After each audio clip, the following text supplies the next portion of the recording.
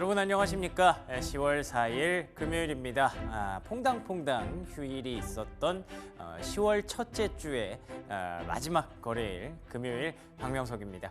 자, 말씀드린 것처럼 퐁당퐁당 휴일이 있다 보니까 보통 월 초의 첫 번째 주에는 여러 가지 이슈들이 있는데 그 이슈들을 이틀에 한 번씩 이렇게 영향을 좀 분석하게 되고 받게 되는 그런 흐름인 것 같습니다.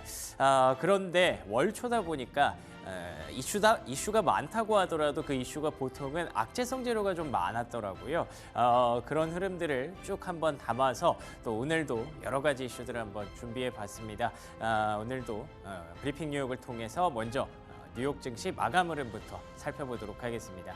자, 간밤의 뉴욕 증시뿐만 아니라 어제의 뉴욕 증시 역시나 파란불 일색이었습니다. 3대 지수가 일제히 좀 약세가 이어졌고요. 이번 주 내내 좀 밀리고 있는 그런 구간이라고 볼 수가 있을 것 같습니다. 다우 지수와 나스닥 지수, S&P 500 지수 모두 하락했고요. 그래도 나스닥이 약보합권까지 잘 버텨냈죠. 그 부분 엔비디아에서 확인을 하실 수가 있습니다. 엔비디아가 3% 급반등하면서 반도체 IT 쪽에 대한 AI 섹터에 대한 투자 심리를 다시 한번 밝혀줬고요. 시장에 이렇게 악재성 재료가 좀 많다라고 말씀드린 배경 뭐 다들 알고 계실 겁니다. 지금 이스라엘과 이란의 이슈가 가장 뜨거운 이슈로 시장에서 좀 나타나고 있고요. 그래서 유가가 급등하면서 옥시덴탈과 같은 유가 관련주들 강한 상승 흐름이 나타났습니다.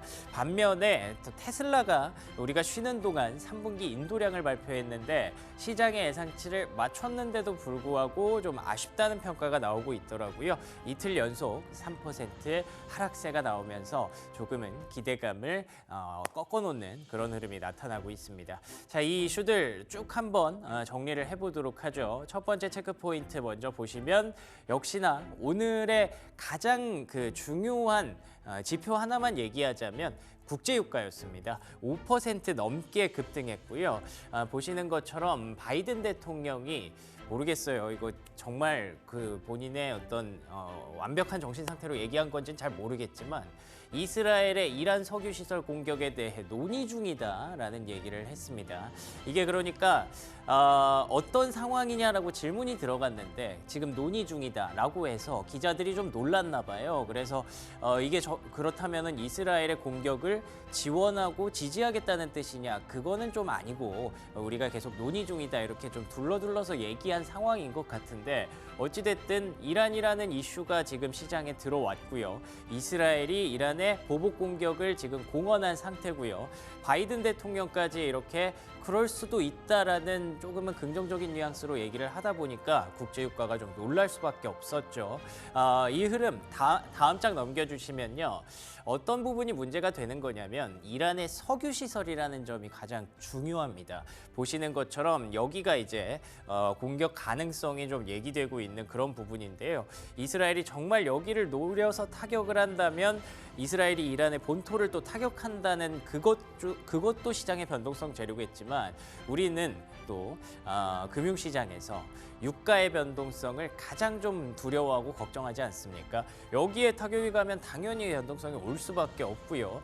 시장에서는 이거 지금 너무 별로 생각을 안 하는 것 같아라고 지적을 또 하는 그런 부분들이 나오고 있습니다. 너무 안일한 시장, 배럴당 200달러까지도 쉽게 갈 수 있다라는 부분을 얘기를 하고 있는데요. 이건 물론 일각의 이슈, 일각의 의견일 뿐입니다. 배럴당 200달러 간다는 말은 아니겠지만 지금 어찌됐든 시장이 너무 편안하게 생각하고 있었던 건 맞는 것 같아요. 이란, 이스라엘, 미국 이 삼각구도가 어떻게 영향을 좀 발휘하는지 앞으로 국제유가 좀 중요한 포인트가 될 것 같고요. 다음 장 넘겨주시면요. 여기서 불확실성이 끝이 아니죠. 수요일에도 전해드렸던 내용 중에 하나인데요. 미국의 해상운임 노조 파업입니다. 해운노조 파업입니다. 이 부분이 이제 실제로 경기에 영향을 미칠 가능성이 높아지고 있습니다. 보시는 것처럼 참 가슴 아픈 얘기죠. 햄버거와 냉동 해산물 공급이 중단되고 있다고 합니다. 소고기 수출입이 좀 애매한 그런 상황이 됐고요. 냉동 해산물까지 공급이 중단되면 정말 우리 식탁에 있는 이제 식품 물가가 다시 한번 반등할 수밖에 없는 그런 구간으로 가고 있습니다. 이게 뭐 한 2주 정도 우리가 좀 보고 있는데 그 이상으로 진행될 가능성도 없지 않죠. 지금 50%의 임금 인상을 제안을 했는데 그거 싫다. 60% 이상 올려달라라고 얘기를 하고 있는 상황이라서 이게 어떤 중간 지점을 찾을 수 있을지 모르겠습니다. 실제로 배가 지난주 일요일에 그 기준으로 뭐 한 10대 정도 있었다고 한다면 한 10배가 넘는 배들이 지금 산적해 있다고 하더라고요. 그런 상황을 봤을 때 우리가 다시 그 물가 상승의 그림자 그리고 앞에 보셨던 대로 이제 유가가 다시 올라갈 수 있잖아요. 만약에 정말 뭐 200달러까지는 안 가더라도 100달러 부근까지 가게 된다면 이제부터는 또 시장의 고민이 다시 한번 시작이 될 수밖에 없는 상황인 거죠. 다음 장 넘겨주시면요. 이 얘기에 대해서 시장에서는 또 어떤 분석이 나오고 있냐면요. 공급이 문제가 생기면 물가가 오르는 것뿐만 아니라 물동량이 지금 제대로 옮겨지지가 않으니까 또 이게 또 문제가 될 수 있다는 거죠. 시장에서 가장 좋게 봤던 시나리오가 골디락스라고 얘기를 하지 않습니까? 물가 떨어지고 경기는 생각보다 많이 빠지지 않고 여기서 다시 한번 올라올 수 있는 계기를 만들 것이다. 그 계기의 배경은 연말 소비 시즌이 될 것이다 라고 기대를 했었는데 막상 연말 소비 시즌에 살 수가 없어요. 사도 뭐 물건이 배송이 안 돼요. 그런데다가 만약에 물가가 다시 올라가기 시작해서 연말 소비 시즌 물가가 뛰기 시작하면 그러면은 좀 이거 두고 보고 나중에 사자라는 마인드로 전환될 수도 있는 거거든요. 그렇기 때문에 다 하나씩 문제가 좀 걸리는 거죠. 그래서 시장이 보고 있던 가장 좋은 베스트 시나리오에 지금 문제가 되는 유가 그리고 또 식료품 가격, 물동량 이런 것들이 다시 고민을 만들기 시작하니까 시장이 정체할 수밖에 없는 그런 구간으로 들어가고 있습니다. 이게 좀 장기화되지 않아야 할 텐데 조금 걱정이 되는 10월의 첫 스타트네요. 자, 두 번째 체크포인트로 넘어가 보도록 하겠습니다. 그래도 이번 주에 가장 중요한 건 저런 이슈들이 없었다면 역시나 고용이었겠죠. 매일매일 지금 고용 지표들이 발표가 되고 있고요. 우리가 또 쉬는 동안 하나의 또 고용 지표, 민간 고용 지표가 나왔습니다. 자, 일단 간밤에 발표된 지표로는 조금 아쉬웠어요. 주간 실업수당 청구 건수가 22만 건을 다시 돌파했죠. 지난주까지만 해도 21만 건대로 내려오면서 실업자들이 생각보다 많이 증가하지 않고 있구나라고 기대감을 가졌었는데 조금 올라오면서 불확실성을 만들었습니다. 그럼에도 불구하고 시장이 그렇게 크게 놀라지 않았던 이유 보시는 것처럼 ADP 민간 고용 지수가 14만 건을 넘기면서 5개월 만에 최고치라고 하더라고요. 14만 건. 그런데다가 기억하시나요? 주 초반에 나왔던 졸트 보고서, 구인구직 고용 보고서가 긍정적으로 나왔었죠. 그때도 예상치를 상회했었는데 졸트 보고서 좋고 ADP 민간 고용 좋았고 주간 실업수당 뭐 늘었지만 조금밖에 안 늘었다라고 가정한다면 이제 내일 오늘 밤에 발표가 되겠네요. 고용 보고서 발표로 인해서 시장이 크게 놀라기보다는 의외로 고용 괜찮네, 골디락스 진짜 볼 수도 있겠네 라면서 분위기를 또 반전시킬 수 있는 계기가 될 수도 있겠다고 봅니다. 다음 장 넘겨주시면요. 그런 좀 긍정적인 얘기들을 계속 하고 있는 게 경제 지표 자체가 걱정할 부분이 별로 없어요. ISM 서비스업 PMI도 나왔는데요. 54.9가 나왔습니다. 이거는 뭐 1년 반 만에 최고치라고 하더라고요. 이 정도면 시장에서 걱정했던 경기 침체는 아닌 것 같은데 이대로 참 잘 갔으면 좋겠는데 거기에 이제 갑자기 파업의 전쟁 이슈가 들어오면서 또 물가 걱정하고 물동량 걱정을 하게 된 거죠. 이것 또한 지나가리라라고 생각하고 우리는 지표를 조금 더 믿는 게 낫지 않나 싶습니다. 자, 세 번째 체크 포인트로 넘어가 볼게요. 저희가 또 쉬는 동안 항생 홍콩 지수는 개장을 했어요. 중국은 아시는 것처럼 지금 다음 주 월요일까지 계속 놉니다. 근데 항생 지수는 또 열리더라고요. 근데 오랜만에 음봉이 나왔습니다. 음봉이 나오기도 했고 어쨌든 그 전날 너무 급등을 했기 때문에 하락한 거긴 하지만 14일 만에 하락을 하면서 뭔가 분위기가 좀 바뀌는 그림이었죠. 아시는 것처럼 중국으로 이제 쏠릴 때 특히 일본에서 자금이 많이 빠져나왔거든요. 이시바 총재가 이제 새롭게 자민당 총재에 등극하면서 약간 시장이 좀 불확실성을 노출했었는데 오히려 반대로 어제 일본 증시는 급반등했습니다. 이시바 총재가 지금 금리 인상할 때는 아니야라고 얘기를 해주면서 일본과 홍콩이죠. 일본과 홍콩의 어떤 희비가 좀 갈렸다고 볼 수 있겠는데요. 이게 국내 증시에는 또 어떻게 반응할지 좀 궁금해지기도 하고요. 어찌됐든 우리가 계속 관심을 가졌던 건 중국이었기 때문에 중국이 한번 이렇게 꺾였을 때 혹시 여기가 끝인가? 라는 생각에 대해서 다음 장 넘겨주시면 HSBC에서는 지금도 늦지 않았다라는 얘기를 하고 있습니다. 왜 그러냐면 중국이 보통 10% 이상 올랐을 때 평균적으로 한 76일 정도 오른대요. 그 오르는 동안 38% 정도 상승을 했었다는 그 역사적 데이터가 있어서 얘기를 하는 거고요. 여기서 25% 이상으로 넘어가게 된다면 추가 상승까지 기대해 볼 수 있는 그런 구간이다라는 근거를 대고 있습니다. 그리고 또 중국 증시에 대해서 여전히 15% 정도 저평가되어 있기 때문에 투자 의견을 비중 확대에 오버웨이트로 이렇게 올려놨는데요.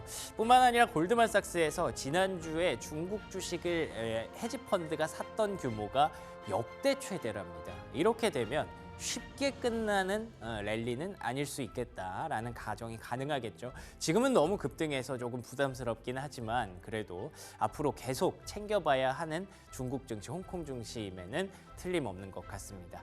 자, 그러면 특징주로 넘어가 보도록 하겠습니다. 자, 먼저 핀비즈 테이블부터 볼까요? 빨간색이 확실히 많아요. 그럼에도 불구하고 저는 개인적으로 이렇게 빨간색이 많을 때 뭐 이런 이슈들이 계속 악재성 이슈들이 자리를 잡을 때 빛나는 섹터는 꼭 봐야 한다고 생각을 합니다. 특히나 월초잖아요. 매달 월초에 그 시장의 어떤 주도 환경이 조금씩은 좀 변화가 있다고 생각을 하거든요. 그런데다가 11, 12 이제 분기 초거든요. 그때 또 분위기가 좀 달라질 수 있다는 점에서 엔비디아를 중심으로 한 반도체 종목들의 반등 이런 부분들은 우리가 눈여겨봐야 된다고 생각을 하고요. 반면에 조금 아쉬웠던 이 테슬라의 주가가 왜 빠졌는지에 대해서도 생각을 좀 해볼 필요가 있을 것 같습니다. 자, 그래서 첫 번째 특징주는 다음 장 넘겨주시면요. 테슬라로 먼저 준비를 했습니다. 왜냐하면 우리 쉬는 동안 이슈가 좀 있었기 때문에 이걸 먼저 봐야 될 것 같아요. 3분기 인도량이 46만 2,890대 예상치에 부합했습니다. 근데 주가 보시는 것처럼 뚝뚝 이틀 연속 급락세가 진행되고 말았죠. 기대감이 좀 높았던 것도 있을 것 같은데요. 그 부분을 JP모건에서 명확하게 지적을 합니다. 투자자들의 기대치는 분명히 이 숫자보다 조금 더 높았을 것이다 라는 부분들을 지적을 하고 있고요. 약간 조금 더 공격적으로 비판을 하는 게 사실 테슬라가 지난 2년 동안 성과를 낸 게 분명하지가 않은데도 불구하고 주가는 계속 탄력적으로 움직였다. 그렇기 때문에 이제는 좀 놓아줄 때다. 성장 둔화 가능성이 있다라고 얘기를 하는데요. 투자 의견도 비중 축소로 낮추고 목표가는 근데 또 올렸어요. 130달러. 근데 보시는 것처럼 지금 240달러 부근에 있는데 130달러로 올린 게 뭐 큰 의미는 없죠. 그만큼 JP모건에서 좀 공격적인 이런 리포트가 나왔으니까 뭐 참고만 하시고요. 어찌됐든 지금 여전히 시장은 테슬라에 대해서 엇갈리는 그런 관점을 갖고 있다라는 게 포인트인 것 같습니다. 다음 주에 10월 10일에 또 기대해 보도록 하겠고요. 다음 장 넘겨주시면요. 근데 또 JP모건에서 또 다른 EV고라는 이 충전기 업체는 투자 의견을 상향했어요. 정부에서 10억 5천만 달러의 조건부 대출 승인이 나오면서 투자 의견을 올린 거라서 뭐 전체적인 전기차 밸류체인에 영향을 주는 이슈는 아니겠지만 어찌됐든 고속 충전 모델이 시장에 또 유일하게 빛나고 있다라는 부분 얘기를 했다는 점에서 전기차가 여전히 그 투자 의견이 다 꺾인 것은 아니다라는 점 말씀을 드리고 싶었고요. 자, 두 번째 특징주 엔비디아 한번 보도록 하겠습니다. 엔비디아 뭐 별거 없습니다. 젠슨 왕이 뭐 요즘 하는 말이죠. 블랙웰 칩 수요 미쳤다, 뭐 폼 미쳤다, 뭐 이런 얘기 많이 하는데 실제로 인세인이라는 얘기를 했습니다. 특별한 근거는 없어요. 이번에 엑센추어랑 파트너십을 확대하면서 그만큼 엔비디아 칩을 기다리는 회사들이 많다라고 얘기를 했고요. 3% 급반등하면서 점점 더 주가가 수렴되고 있기 때문에 방향성이 굉장히 궁금해집니다. 그런데다가 다음 장 넘겨주시면 오픈 AI가 유동성을 무려 100억 달러까지 확보를 했습니다. 40억 달러를 이번에 은행들에서 대출을 어느 정도 받았고요. 그리고 그 전에 66억 달러를 뭐 엔비디아, 마이크로소프트 이런 데한테 투자를 받았죠. 애플은 빠졌다고 하는데 그러면 AI 여전히 이렇게 시장이 조금 침체할 때 또 빛나는 그런 섹터가 되는구나라는 점 한 번 더 말씀을 드리고 싶었고요. 자, 마지막 특징주 그래서 관련된 섹터이기도 한 것 같습니다. 비스트라 최근에 여러 번 말씀드리고 있는데 유틸리티 섹터가 정말 강합니다. 대선 변동성도 있을 수 있고 뭐 시장에 전반적으로 9월, 10월 변동성이 있는데도 불구하고 그런 건 난 모르겠고 계속 올라갑니다. 이런 종목들은 눈여겨봐야겠죠. 왜 그런지도 계속 생각을 해볼 필요가 있겠고요. AI 인프라, 전력 인프라는 여전히 시장에서 변동성 장세에서 가장 최고로 인정받는 대안이 되고 있습니다. 여기까지 브리핑 뉴욕이었고요. 이어서 프리미엄 미국 주식으로 넘어가겠습니다.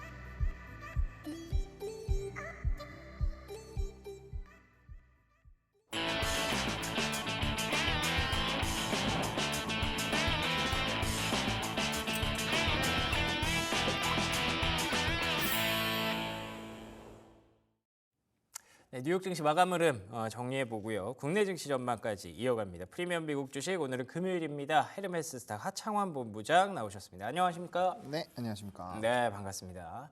이번 주에 저희가 퐁당퐁당 이렇게 좀 쉬어가는 동안 뉴욕 증시가 뭐 전반적으로 좀 하방 압력을 받는 그런 그림이더라고요. 사실 월초라서 뭐 고용 주간이라서 걱정했던 부분이 없지는 않았었는데 고용은 오히려 좋게 나오고 있는데 다른 이슈들이 좀 말썽입니다. 어떻게 보고 계세요? 네, 뭐 말씀 주신 것처럼 사실 고용은 지금 잘 나오고 있어요. 졸트도 그러니까요. 잘 나왔고, 네. 뭐 ADP 민간 고용도 잘 나왔고, 심지어 주간 실업 수당 청구 건수도 조금 오르긴 했지만, 뭐 그 정도면은 무난합니다. 네. 그래서 저는 고용이 잘 나오지 않을까? 약간 이런 기대감이 있는데, 그럼에도 불구하고 시장이 물론 우리가 쉴 때는 약간 좋았다가 우리가 열릴 때는 안 좋긴 합니다. 그렇군요. 근데 일단은 뭐 가장 좀 중요하게 영향을 주는 것은 이번에 좀 지정학적 리스크이지 않을까 싶어요. 왜냐하면 어제 같은 그러니까 이번 간밤 미국 증시에서도 비제조업 비제조업 지표도 ISM 지표도 잘 나왔거든요. 그렇죠. 네, 예상치보다 3종도 잘 나왔어요. 54.9면 굉장히 높은 거죠. 네, 51대 나오는 거여서 54로 바뀌었잖아요. 그래서 오, 느낌 좋다. 그래서 그때까지만 해도 엔비디아가 3.8, 4.0 왔다 갔다 하고 있고 예. 뭐 슈퍼마이크로 컴퓨터도 괜찮았어요. 그래서 이 정도면 괜찮겠다 하고 딱 이제 저도 이제 나와야 되니까 네. 좀 잡을까 이렇게 딱 누웠는데 좀 있으니까 막 떨어지는 거예요. 찾아보니 WTI가 예. 엄청 급등을 하더라고요. 5% 넘게 올랐어요. 네, 지금 현재 시간 기준으로 5% 넘게 오른 상태인데, 그러니까 이게 우리가 사실 지정학적 리스크가 있을 때 네. 국제 유가가 이때까지는 별로 움직이질 않았거든요. 그러니까 그래 뭐 의뢰 이제 보복하고 뭐 시끄럽게 노이즈는 있지만 이게 뭐 전면전으로 이렇게 확대는 안 되려나 보다. 왜냐면 다들 아시겠지만 이제 선물 가격이 특히나 유가가 튀게 되면은 요거는 이제 좀 선물 시장에서 확실하게 집중을 한다라는 건데. 그렇죠. 뭐 최근에 뭐 2%, 1% 그리고 장중 뭐 4% 올라오긴 했었습니다만 이게 또 나눠서 올라갔었거든요. 근데 이렇게 뭐 2.7, 1.7에서 도합 4% 올라가고 오늘처럼 5% 이렇게 올라 버리면 단기간에 이 또 국제유가 같은 경우가 10% 이상 올라가는 거고 사실상 뭐야 국제유가 많이 떨어졌잖아 했었던 부분에서 이게 지금 벌써 뭐 70불에서 73불 막 이렇게 올라와 버리니까 그쵸. 그러면 이제 우리가 또 생각을 해야 되는 게 물가 지표 또 생각해야 되거든요. 또 골치 아파집니다. 네, 왜냐하면 네. 지금까지 또 쉘터로 많이 집중이 되어 있었고 에너지 가격이 많이 떨어져 있었으니까 오케이 그럼 뭐 금리 인하도 뭐 파월이 시사한 것도 있고 베이비에서 뭐 크게 벗어나지가 않겠다 이랬는데 만약에 또 물가 지표가 변동이 나오면 또 이제 금리 어떻게 할 거예요? 약간 요거에서 또 논의가 생길 수 있다라는 거죠. 그래서 사실 투자자들의 믿는 구석이었거든요. 물가는. 맞아요. 예. 그렇죠. 물가가 있는데 뭐가 걱정이야? 뭐 다른 거 좀 안 좋아도 이게 있으니까 금리 인하 계속 가겠지. 근데 이게 문제가 생겨버리면 근본적인 고민이 갑자기 흐트러지는 거거든요. 네, 그래서 그런 변동성에 조금은 사람들이 고민을 하는 것이 아닌가 그렇게 생각을 하고 있고요. 뭐 다행스럽게도 이제 젠슨왕이 또 한 건을 해줬죠. 그쵸. 예, 발언을 또 워낙 세게 해주고 또 서밋 예. 기간인데 7일부터 9일까지가 서밋이고 또 그 중간이 이제 우리나라 삼성전자 잠정 실적 발표여서 일단은 좀 블랙엘이 기대가 되고 있었던 부분이고 저도 이전부터 분명 블랙엘 관련된 부분에서 이게 또 튀기면 좋은 이런 시각이 나오면 그때는 이미 반도체를 사기엔 좀 늦을 수도 있다. 그 얘기를 드리긴 했는데 그렇게 말씀드렸을 때가 엔비디아 블랙 먼데이 그리고 그 이후에 한 번 더 많이 눌렸을 때고 지금 보시면 벌써 120불 위에 올라와 있잖아요. 그러면은 맞아요. 상당히 사기가 뭔가 애매한 그런 수준이라는 거죠. 그러네요. 그래서 약간 이제 핀비즈맵 아까 보여주시긴 했지만 반도체 쪽에 상당히 좋은 것도 너무 좋지만 그럼에도 불구하고 지수가 못 올라갔다라는 거는 그만큼 지정학적 리스크에 대한 우려가 상당 부분 있다라고 보시는 게 맞을 것 같고 심지어 중국과 연관되어 있는 종목군들도 빠졌어요. 뭐 예를 들면은 맞아요. 뭐 알리바바라든지 진동닷컴이라든지 물론 거의 보합권에서 끝나긴 했지만 시작은 마이너스로 꽤 개파락으로 시작을 했었거든요.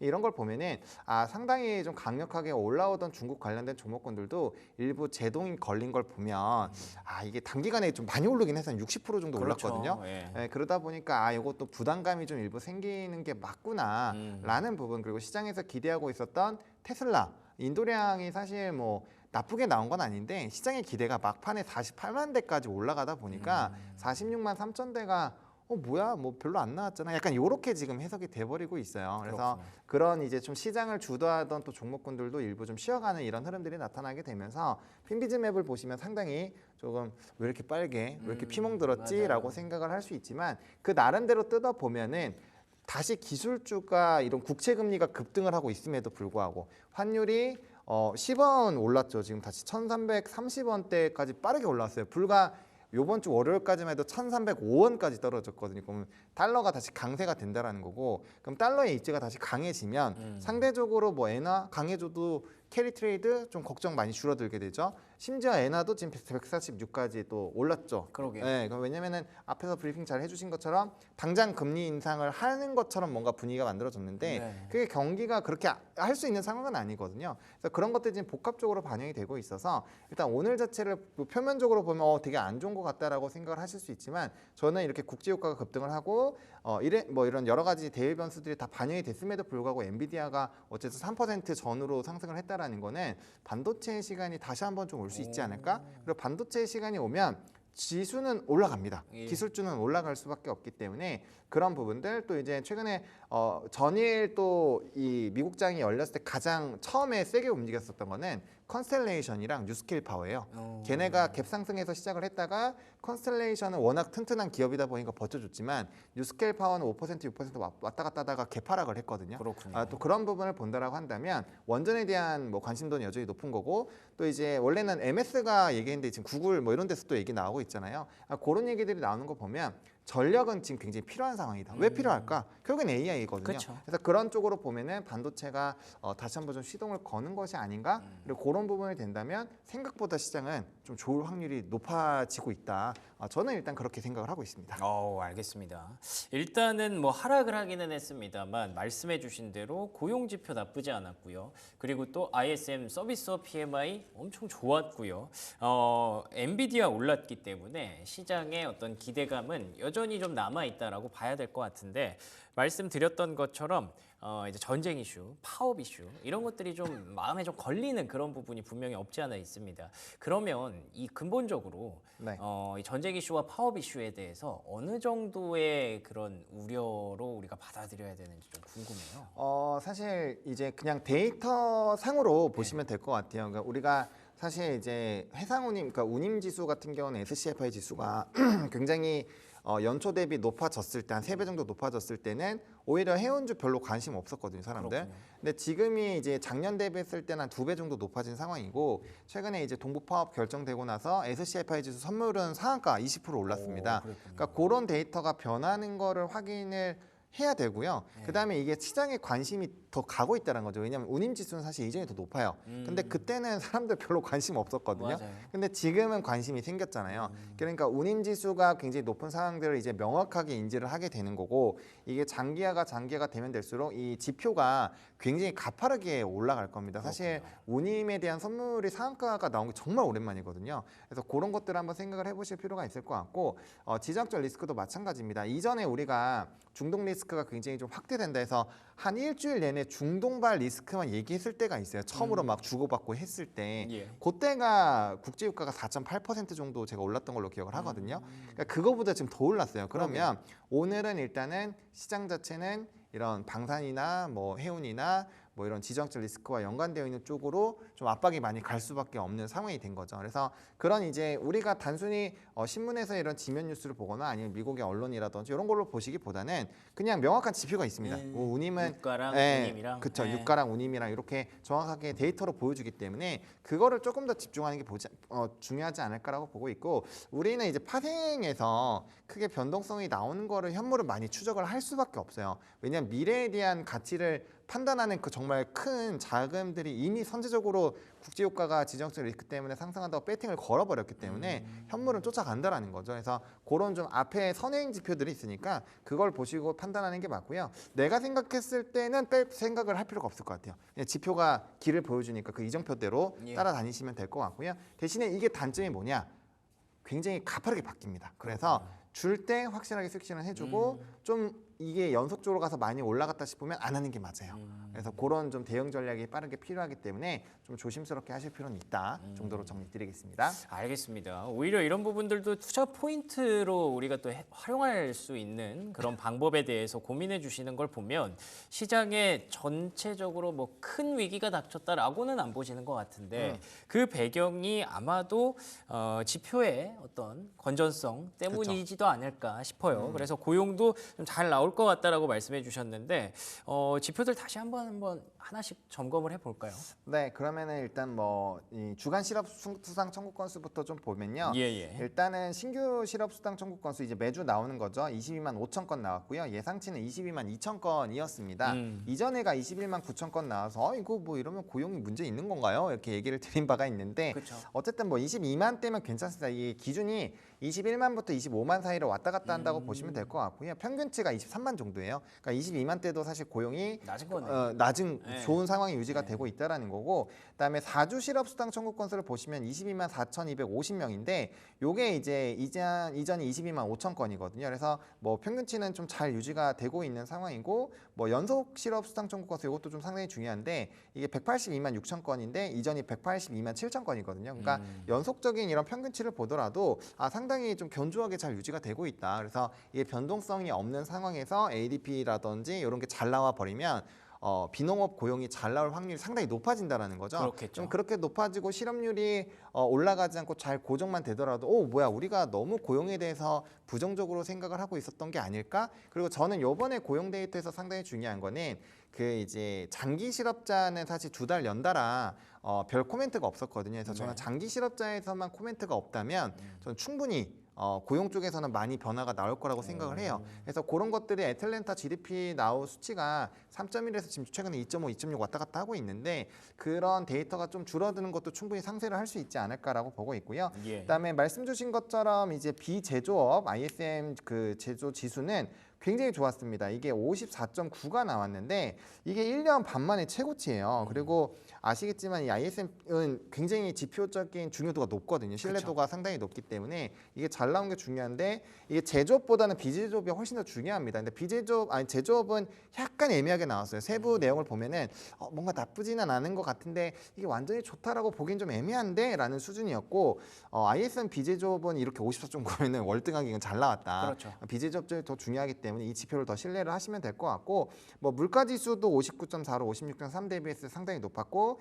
이전에 57.3보다 높았으니까 가격도 높아지고 있다. 그러니까 이제 뭐 물량도 좋아지는 상황이고 가격도 좋아지는 상황이다라고 보면 될 것 같고 또 이쪽은 신규 수주 지수도 나쁘지 않았거든요. 이전이 53, 지금 59니까 많이 올랐습니다. 그래서 이런 것들 보면은 좀 전반적으로 분위기는 상당히 좋았다라고 보시면 될 것 같고 대신에 고용 지수는 조금은 떨어지긴 했어요. 근데 뭐 워낙 이제 비제조업 지수 물가 지수 자체나 뭐 이런 대표적인 지수 자체가 워낙 좋았기 때문에 이 부분을 조금 더 포커싱해서 보시는 게 저는 맞지 않을까 정도로 생각을 하고 있습니다. 알겠습니다. 뭐 전쟁 이슈, 파업 이슈 이런 것들이 있음에도 불구하고 말씀드린 대로 시장을 좀 더 긍정적으로 볼 수 있는 배경, 결국에는 지표가 조금 더 중요하다는 생각이 드네요. 그래서 오늘 밤에 이제 고용 보고서가 발표가 될 텐데 긍정적으로 좀 나올 수 있기를 기대해 보도록 하겠습니다. 전쟁과 파업 이슈만큼이나 시장에 굉장히 큰 변동성이라고 해야 될까요? 변화를 좀 제공했던 게 중국 이슈이기도 하거든요. 그렇죠. 예, 말씀해주신 대로 단기간에 정말 급등을 했었는데 우리가 쉬는 동안 항생이 조금 꺾였더라고요. 그 이슈는 좀 어떻게 보세요? 중국 이슈. 뭐 사실 저는 좀 꽤 많이 올랐다고 생각을 합니다. 이게 왜 이제는? 그러냐면 그 이제 재정 정책이 추가적으로 빠르게 나와주면 더 달릴 거예요. 그건 확실합니다. 그건 더 달릴 건데 일단 그거에 대한 시차가 어느 정도로 나올지가 좀 중요할 것 같고 최근에 이제 중국에서 나왔었던 뭐 PMI라든지 이런 수치를 보면 여전히 이런 기대감이 굉장히 높은 거에 비해서는 사실 경기가 따라가지 못하고 있다라는 내용들이 좀 있었거든요. 그러니까 실질적으로 이 관련된 기업들에서의 움직임들이 실적적으로 좀 가시화되는 것도 상당히 좀 중요하다라고 볼 수 있고요. 그다음에 이제 전일까지만 하더라도 이틀 연달아 지금 원자재 시장이 그렇게 막 좋지는 않아요. 그렇군요. 특히나 이제 그 비철금속 쪽에서의 이런 선물 지수가 계속 높아져야 기대감이 높아지는 그쵸. 건데 아시다시피 이제 지준율 관련된 이슈가 나오고 이제 중국 증시가 들썩들썩 거릴 때는 뭐 그리도 하루에 뭐 2, 3%씩 맞아요. 계속 올라주고 뭐 납이라든지 아연이라든지 알루미늄 이런 것들 꽤 올랐거든요. 근데 금일 같은 경우도 지금 구리가 2% 이상 빠지고 있고 뭐 니켈도 2%, 아연도 2.4%, 알루미늄 1.6% 이렇게 빠지는 걸 보면 비철금속에서의 가격 탄력도가 떨어진다라는 거는 그만큼 수요도가 높아질 수 있을까에 대한 부분에서 물음표가 있다라는 거죠. 일단 정책은 나왔는데 정말 수요가 좋아질 수 있을까는 좀 아직까지는. 그렇죠. 그리고 이제 바닥권에서 한 50%, 60%가 올랐기 때문에 그쵸. 이 정도면은 이거 좀 반영된 거 반영했다. 아닌가라는 그런 부분이 있었고 그다음에 아시겠지만 거의 수직으로 상승을 했거든요. 맞아요. 네. 너무 가파르게 올랐기 때문에 밑에서 잡았던 사람들은 사실 지금 언제든지 차익 실현하고 다른 데로 가도 되거든요. 그래서 그런 부분들이 좀 반영이 된 것 같아서 저는 중국 쪽을 좀 주시를 하실 때는 확실하게 이제 구리라든지 니켈이라든지 이런 거 보시면 될 것 같고 대신에 일부 좀 알루미늄 종목군들은 움직일 수 있는 게 뭐 금요일 지난 이제 휴일 직전에 뭐 데이터가 나온 것처럼 반덤핑 관세라든지 이런 관세 부분에서 지금 계속 확장이 되고 있어요. 뭐 원래는 반도체나 조선이나 뭐 CDMO 쪽 가다가 최근에 디스플레이 그다음에 뭐 알루미늄 이렇게 치고 퍼져나가고 있기 때문에 이게 퍼져나가면 당연히 그 항목에 포함되어 있는 쪽은 변동성이 나올 수가 있죠. 특히나 철강 쪽도 지금 관련된 이슈가 있기 때문에 만약 반덤핑 쪽에서 OK가 나와버리면 바로 조선업은 바로 타격을 받을 겁니다. 후판 가격이 올라갈 확률이 높기 때문에 그런 식으로 어떠한 특정한 금속이 움직였을 때 수혜를 받는 쪽과 좀 피해를 받는 그런 산업군들을 미리 좀 정리를 해두신다면 중국 관련된 것뿐만 아니라 이렇게 산업의 변화를 빠르게 좀 캐치를 해보실 수 있지 않을까 정도로 좀 정리드리겠습니다. 알겠습니다. 우리가 이슈를 놓고 얘기하면 너무 좀 포괄적이고 좀 주관적인 판단을 할 수 있기 때문에 말씀해 주시는 게 계속 유가라든지 해상 운임 지수라든지 그리고 중국과 관련해서는 뭐 구리 가격이라든지 이렇게 우리가 좀 숫자로 확인할 수 있는 지표들을 보고 대응하는 게 확실히 지금 시장에서는 객관적인 판단이 가능한 그런 부분일 것 같습니다. 그래서 또 경제 지표 얘기를 계속 해주시는 것 같고요. 그러면 오늘 국내 증시는 좀 어떻게 보시는지 궁금하네요. 일단은 뭐 야간 선물 자체는 좀 높게 형성이 되어 있는데 이게 신뢰도가 좀 떨어진다라고 생각합니다. 왜냐하면 엔비디아나 이런 쪽이 좋아지기는 했지만 사실상 뭐 미국 증시 자체가 3대 지수 모두 좀 약보합권으로 끝났기 때문에 이대로 잘 반영이 되는지가 좀 물음표가 생기고 만약에 근데 그건 있어요. 반도체 쪽이 좋았기 때문에 네. 만약에 삼성과 하이닉스 쪽에서 수급이 돌아오면은 지수는 조금은 단단할 수 그럴 수 있습니다. 있죠. 그래서 그 부분에 대한 가능성을 봐야 되기 때문에 외국인 수급 보셔야 될 것 같고요. 일단 오늘 시장 자체는 앞서 말씀드린 것처럼 국제 유가가 무려 5%나 올라갔기 때문에 전쟁과 관련되어 있는 쪽으로 장 초반에 수급이 확실히 쏠릴 겁니다. 그 다음에 이제 젠슨항의 그런 기대감들이라든지 대의장에서 좀 미선물이 지금은 이제 미니 나스닥 선물이 마이너스 0.26으로 끝나긴 했는데 만약에 이제 오전에 그런 나스닥 선물이 엔비디아를 필두로 조금 돌아선다라고 한다면 그런 이제 반도체 중심으로 좀 좋은 수급들이 나올 수 있으니 그런 변화 포인트를 보시는 게 오늘 좀 굉장히 중요하지 않을까 정도로 정리드리겠습니다. 좋습니다. 반도체가 10월을 알리는 4분기를 알리는 신호탄이 될 수 있을지 오늘장 유가 상승과 관련해서 굉장히 중요한 관전 포인트 되겠네요. 지금까지 헤르메스스타 하청환 본부장과 얘기 나눠봤습니다. 오늘도 좋은 말씀 고맙습니다. 네, 감사합니다. 네, 이어서 국내 증시 전망 확인해 보도록 하죠. 브리핑 서울 최인 앵커와 함께합니다. 네, 퐁당퐁당 쉬다 보니 시간이 어떻게 가는지 모르겠습니다. 어느새 한 주의 마지막 거래일 금요일장입니다. 지난 수요일에 시장은 녹록지 못했죠. 최근 잇따라 매크로적인 이슈로 좀 호재성 이슈들이 나옵니다만 우리 국내 증시는 이를 반영하지 못하는 것 같습니다. 수요일 국내 증시 코스피가 무려 1% 넘게 떨어지면서 어느새 2,560선까지 내려앉았고요. 코스닥은 760선에서 마무리가 됐습니다. 환율은 1,319원 3원에서 마감이 됐는데요. 최근에 이제 환시장의 변동성을 좀 주의해서 보셔야 되겠고요. 그리고 홍콩 증시가 이날 수요일에는 5%로 마감이 됐고요. 전일 홍콩 증시도 추가적인 상승을 보여줬습니다. 이렇게 시장이 냉랭해진 데에는 또 수요일 일본 증시의 급락이 있었거든요. 그래도 간밤 전일이죠. 일본 니케이 지수가 2% 반등이 나왔습니다. 이시바 총리가 금리 인상을 할 시기는 아니다라고 언급을 하면서 엔캐리 트레이드에 대한 그 공포가 어느 정도 잠재워졌던 하루 어제 있었고요. 오늘 국내 증시는 어떻게 또 흘러갈지가 궁금해집니다. 반도체를 보셔야 되겠죠. 간밤 젠슨왕 CEO가 HBM 수요가 미쳤다라고 표현을 했습니다. 이와 더불어서 삼성전자, SK하이닉스, 그러니까 특히나 SK하이닉스 쪽으로 오늘 어떻게 수급이 이동하는지도 잘 살펴보셔야 되겠고요. 삼성전자 외국인들이 무려 17거래일 연속해서 팔았습니다. 장중에는 5만 전자까지 터치가 되는 모습, 그래도 6만 선을 지켜내면서 마무리가 됐거든요. 맥쿼리에서 매도 리포트 한 절반가량의 목표 주가 하향 리포트가 나왔었잖아요. 이에 대한 압력을 좀 받아가는 모양새였습니다. 서진시스템은 7%의 상승 보였는데요. ESS 사업으로 분기 최고 실적이 기대가 된다라는 분석, 증권가에서 리포트가 나왔고요. 상반기에도 ESS로 굉장히 큰 폭의 성장을 했던 기업이었거든요. 하반기 실적 발표 그 날짜 좀 체크해 보시면서 서진시스템 살펴보셔야 되겠습니다. 자율주행이 수요일에 좋았습니다. 선별적으로 좋긴 했었는데요. 라이코미 대장 25%의 급등을 보였는데 10월 10일 테슬라의 로보택시가 공개되는 일입니다. 이제 얼마 남지 않았죠. 그런데 우리가 쉬는 동안에 테슬라 3분기 인도량이 공개가 됐는데 기대 이하였습니다. 투자은행 웨드부시에서 기대 이상일 거다라면서 기대를 한껏 키워놨었잖아요. 기대감이 너무 컸던 탓일까요? 테슬라의 급락이 나왔었고요. 간밤에 추가적으로 3%의 하락이 나왔습니다. 테슬라가 최근에 한 8주 동안에만 한 35%가량 올랐거든요. 단기 고점에 대한 부담감이 있는 자리에서 악재성 이슈가 나왔다 보니 이 골이 더 깊었습니다. 오늘 2차 전지단 어떻게 들여다봐야 될지 잠시 후에 점검 받아보도록 하겠습니다. 방산주는 어떤 시각으로 봐야 될까요? 이란과 이스라엘 전쟁이 격화가 되어가면서 방산주 최근에 그렇게 힘이 좋지는 못했습니다만 수요일장에서 강하게 튀어 올랐습니다. 증권가에서는 방산 내년까지도 봐야 된다라고 목소리를 높이고 있는 구간이고요. 수출주 그리고 실적주로서의 면모를 뽐내고 있죠. 방산 이 안에서 한화 에어로스페이스가 4%의 상승으로 장을 마쳤습니다. 자, 다음 보실게요. 시장이 호재가 나와도 웃지를 못하고 있습니다.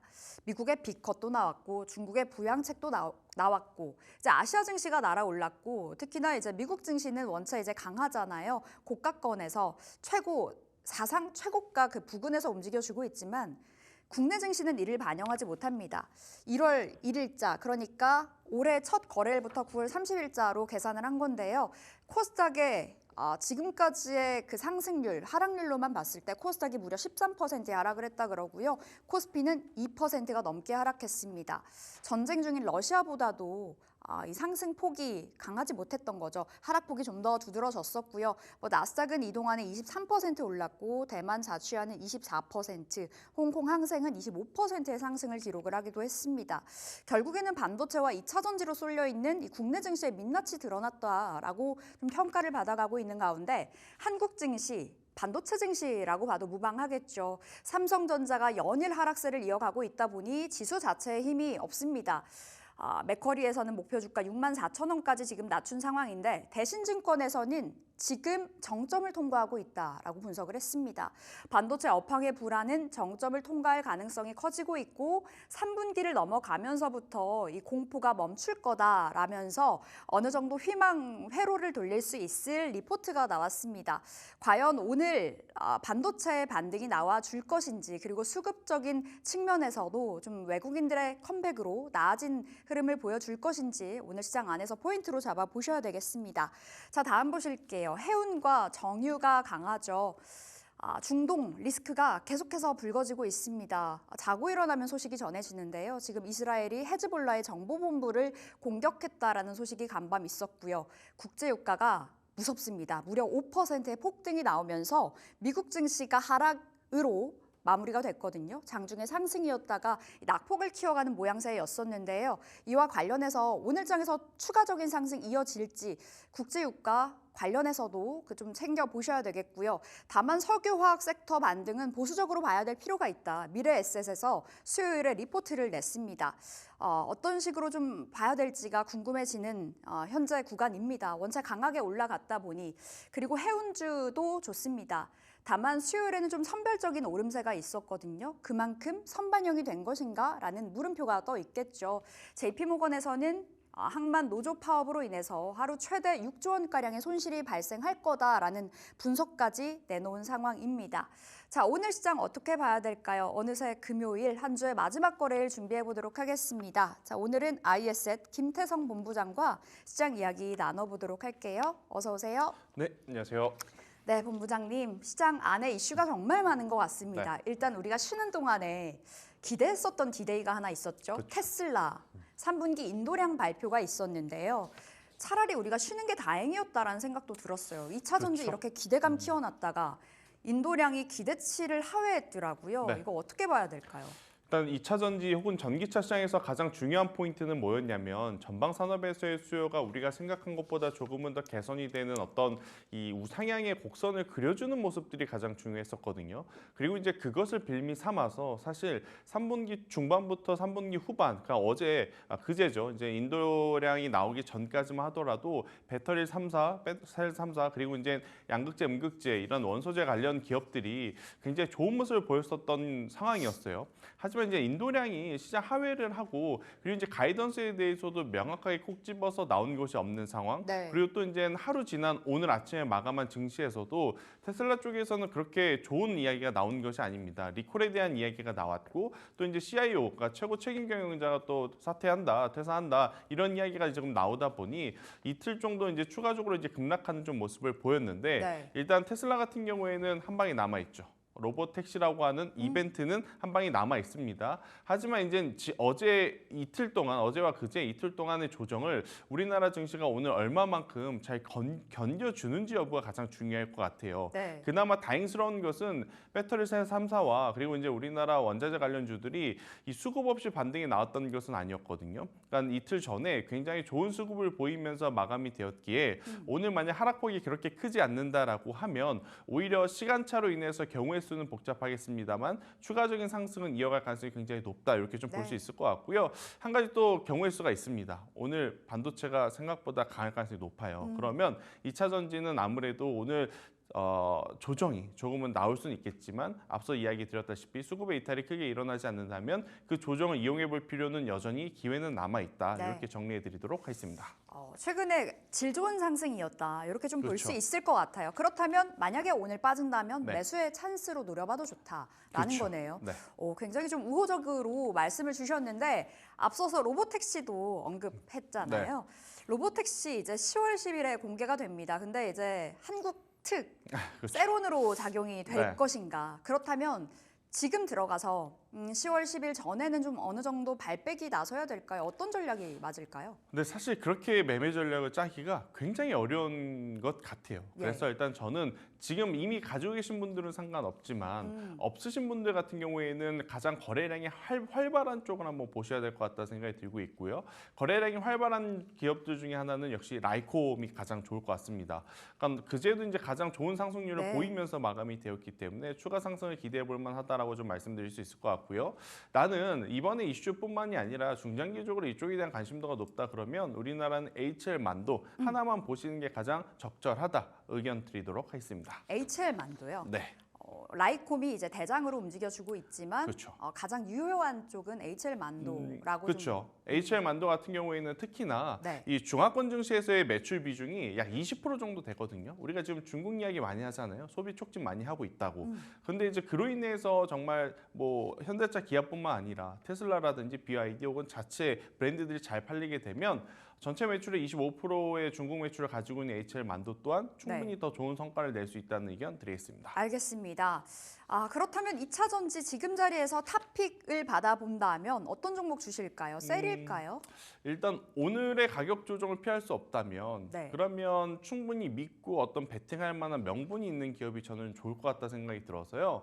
수주 잔고를 우리에게 보여줄 수 있는 장비 쪽을 먼저 체크를 하자라고 좀 말씀드려보면서 PNT라고 하는 기업을 좀 말씀드리도록 하겠습니다. 일단 PNT 같은 경우에는 건식, 습식 장비 모두 다 지금 다룰 수 있는 상황이고 배터리 셀 3사에 모두 공급을 하고 있는 기업이다라고 좀 보시면 될 것 같아요. 특히나 지금 보유하고 있는 그리고 우리에게 보여주고 있는 시총 대비 수주 잔고가 굉장히 높은 흐름으로 잡혀 있기 때문에 저는 오히려 지금의 가격적인 메리트는 우리가 이용해 볼 수 있는 가격이 아닐까라는 의견 한번 드려보도록 하겠고요. 최근에 이제 52,000원, 그러니까 저점이 한번 이탈이 되는 가격대가 나오게 되면 네. 그때는 손절은 하셔야 될 것 같고요. 대신에 그렇지 않는 조정의 이제 모습으로 마무리되면서 추가 상승 시에는 1차적으로는 제가 65,000원을 좀 드려보도록 하겠는데요. 65,000원이라고 하는 가격대를 이제 엄청난 거래량을 동반해서 돌파를 하게 된다면 저는 75,000원까지의 추가 상승도 이어질 가능성이 굉장히 높다라는 의견 드리도록 하겠습니다. 그럼 하단은 52,000원으로 잡아보면서 일단은 1차 목표가로 잡았습니다. 네. 65,000원. 2차로 거래량이 실린다면 그렇죠. 7만 원 넘어간다. 네. 라고도 말씀 주셨다 보니 PNT 추가적으로 저희가 리뷰 들어가 보도록 하겠습니다. 자, 다음 보실게요.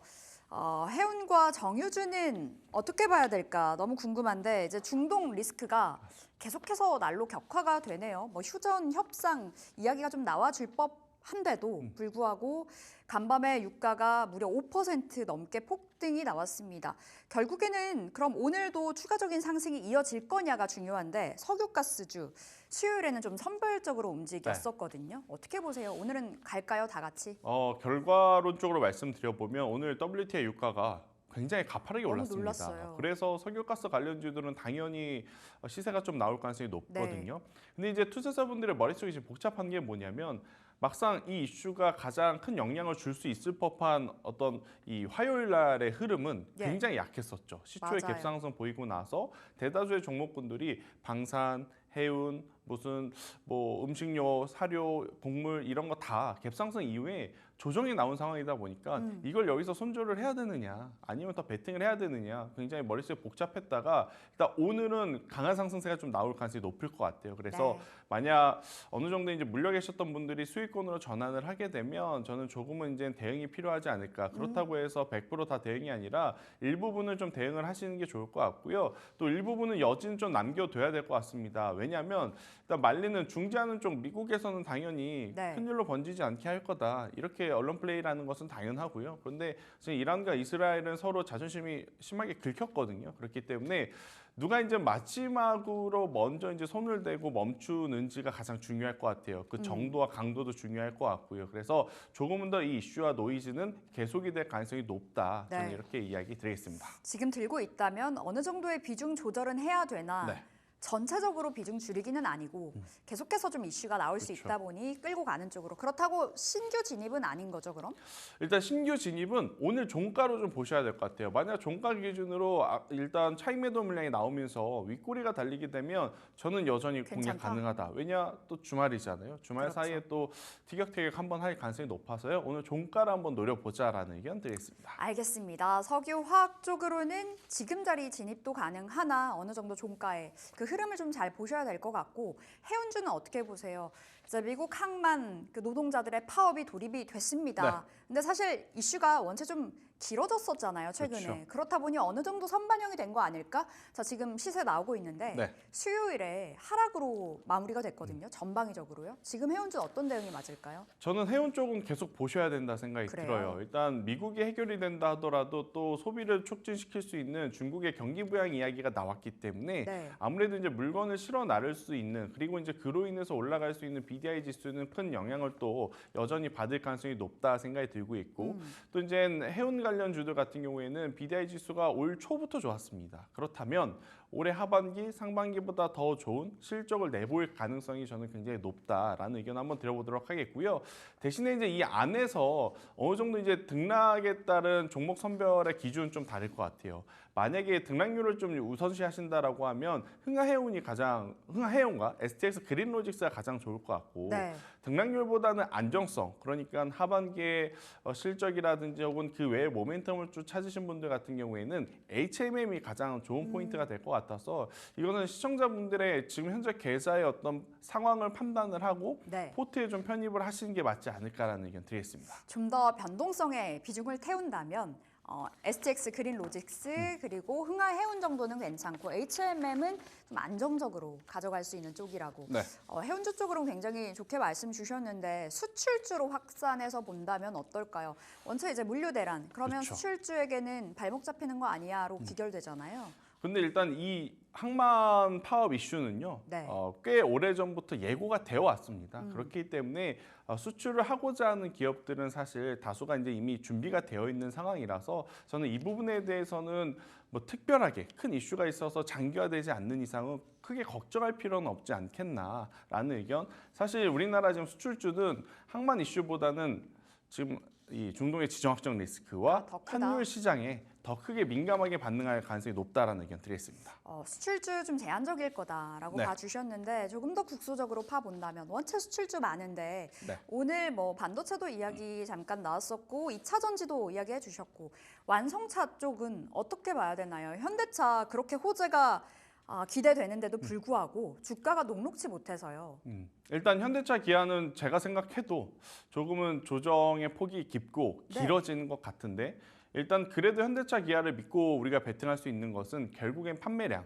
그리고 이제 판매량이 사실은 좀 부진했던 이유가 9월 달에 미국 같은 경우에는 토네이도가 굉장히 큰 피해가 좀 있었고 네. 우리나라 같은 경우에는 추석 연휴 그리고 이제 퐁당퐁당 또 연휴도 있고 조업 일수가 좀 많이 줄었습니다. 그렇기 때문에 일시적인 어떤 생산량 둔화라고 좀 보시면 될 것 같고요. 여기서 우리가 체크해야 될 가장 중요한 포인트는 여전히 하이브리드 차량은 잘 팔리고 있는 거냐. 네. 하이브리드 차량은 견고하게 잘 팔리고 있음을 확인을 했기 때문에 저는 오히려 완성차들은 천천히 모아가는 전략 유지하셔야 된다 생각이 들고 있고 여기서 이제 상승 탄력을 조금 더 보여줄 수 있는 쪽은 결국에는 부품사다. SL, 서현이야, 화신 이쪽에 대한 관심도도 높게 보셔도 괜찮다라는 의견 드리겠습니다. 지난번에 화신 주셨었죠. 맞습니다. 예, 인도차 IPO 관련해서 그 부품주 인도향 매출이 가장 높은 기업으로 화신 주셨는데 여전히 화신 괜찮다, 좋다. 현대차 기아도 모아가는 전략으로 그렇죠. 유효하다라고 답변 받아봤습니다.